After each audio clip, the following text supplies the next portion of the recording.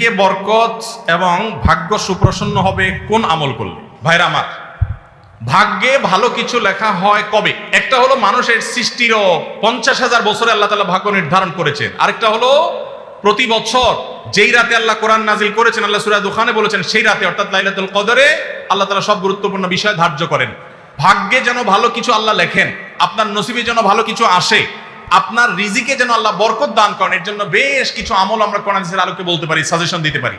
তবে তার আগে আমাদেরকে জানতে হবে যে ভাগ্য সুপ্রসন্ন হওয়া বা রিজিকে বরকত হওয়া বলতে কি বোঝায়। ভাই, রিজিকে বরকত হওয়া বলতে বোঝায় আপনি যা কামাই করবেন এর ভিতরে আল্লাহ তাআলা কল্যাণ দিবেন, যা কামাই করবেন এর ভিতরে বরকত হবে। প্রাচুর্য না, অনেক টাকা না, যা হবে এটাতে কি হবে? বরকত হবে। আমরা কি বরকত চাই না সম্পদ বেশি চাই? বরকত চাই। বরকত যদি চান, এক নম্বর হলো ঈমান এবং তাকওয়া লাগবে। আল্লাহ বলেছেন ওয়ালাউ আন্না আহলাল কুরআ আমানু ওয়াত্তাকাউ লাফাতাহনা আলাইহিম বারাকাতিম মিনাস সামা। যদি কোনো জনপদের লোকেরা ঈমান আনে, আল্লাহর ভয় অন্তরে লালন করে, আল্লাহ বলেছেন আসমান থেকে বরকতের সব দুয়ার খুলে দেওয়া হবে। এজন্য ভাই, ঈমান যদি থাকে, তাকওয়া যদি থাকে, গুনাহমুক্ত জীবন গড়ার সংকল্প যদি থাকে, বরকত আসবে জীবনে। নাম্বার 2, ইস্তেগফার বেশি বেশি করলে। আল্লাহ বলেছেন সূরা নূহের মধ্যে, যদি কেউ ইস্তেগফার করে, নূহ আলাইহিস সালাম তার জাতিকে বলেছেন ফাকুল তুস্তাগফিরু রাব্বাকুম ইন্নাহু কানা গাফফারা ইউরসিলিস সামাআ আলাইকুম মিদরারা ওয়া ইমদিদুকুম বিআমওয়ালিন ওয়া বানিন ওয়া ইয়াজআল লাকুম জান্নাতিন ওয়া ইয়াজআল লাকুম আনহারা। আল্লাহ নবী নূহ আলাইহিস সালাম বলেছেন, আমি আমার জাতিকে বলেছি তোমরা আল্লাহর কাছে ইস্তেগফার করো, ক্ষমা প্রার্থনা করো।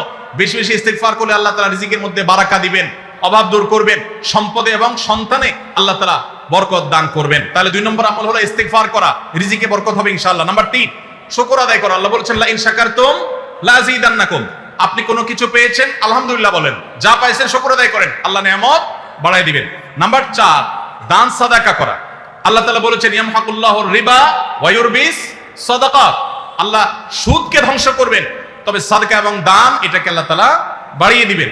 এইজন্য কেউ যদি দান করে, আল্লাহ তাআলা তাকে কি দেন? বরকত দান করেন তার রিজিকে।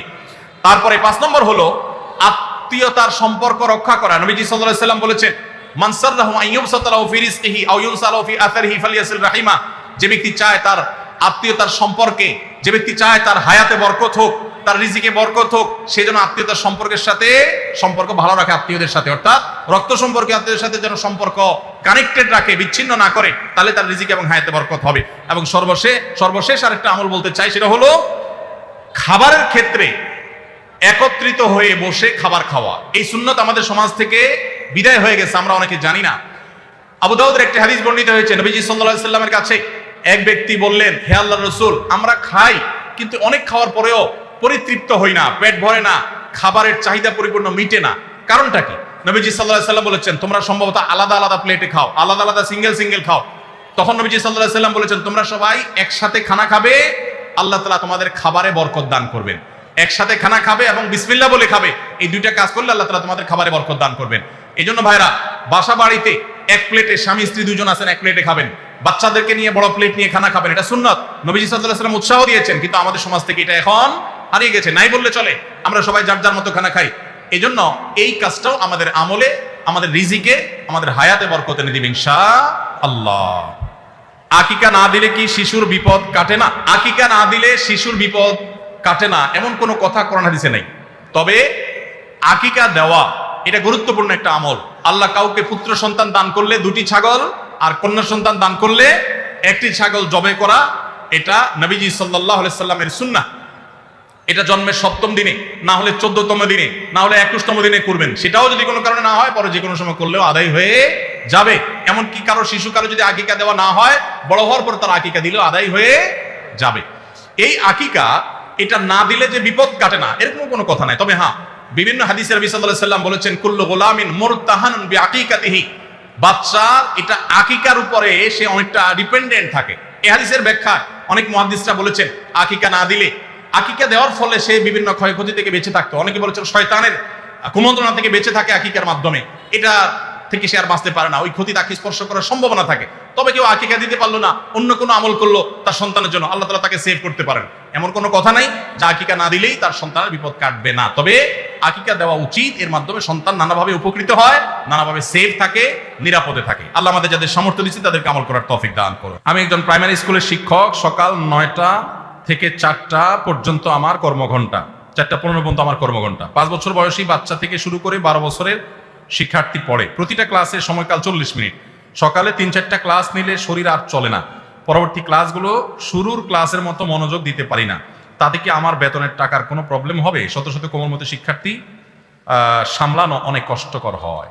ভাইরা আমার, আল্লাহ কোরআনে বলছেন লা ইউকাল্লিফুল্লাহু নাফসান ইল্লা উসআহা, সাধ্যের বাইরে কোনো কিছু করতে আল্লাহ আমাদেরকে বাধ্য করেন নাই। এজন্য আমাদের উচিত হবে যে আমরা যারা চাকরি করব, যতক্ষণ সাধ্য থাকে ততক্ষণ আমরা মনোযোগ দিয়ে কাজ করব।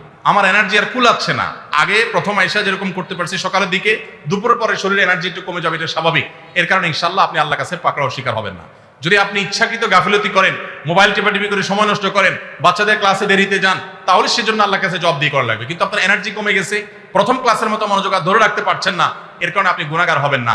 আলহামদুলিল্লাহ, এরকম শুদ্ধ সুস্থ চিন্তা করার মানুষ যে আছে, বান্দার হক সম্পর্কে এতটা সচেতন মানুষ আছে, এটাই তো একটা সমাজের জন্য আনন্দের বিষয়। আলহামদুলিল্লাহ, সন্দেহাতীত ভাবে এটা একটা সুখের সংবাদ যে একজন ভাই চাকরি করে, স্কুলে চাকরি করে তার ঠিকঠাক মতো বেতনটা হালাল হচ্ছে কিনা, তার মনোযোগ কমে যাচ্ছে, সেজন্য আল্লাহর কাছে দায়ী থাকবেন কিনা, এই যে চিন্তা মনে আসছে, এটাকেই বলে ঈমানী চেতনা। এই ঈমানী চেতনাই তো আমাদেরকে ভালো মানুষের দিকে নিয়ে যায়। আল্লাহ আমাদের এই ভাইকে আরো বেশি ঈমান আমল বানানোর তৌফিক দান করুন। আইডি কার্ড ও পাসপোর্ট বানানোর কাজ করা হালাল নাকি হারাম? আইডি কার্ড বা পাসপোর্টের কাজ, অর্থাৎ কারোর আইডি কার্ড পাসপোর্ট লাগবে, সেটার জন্য কাগজপত্র রেডি করলেন, অনলাইনে ফর্ম ফিল আপ করে দিলেন, এসব কাজ করে আপনি ফি নিলেন, এটা জায়েজ আছে।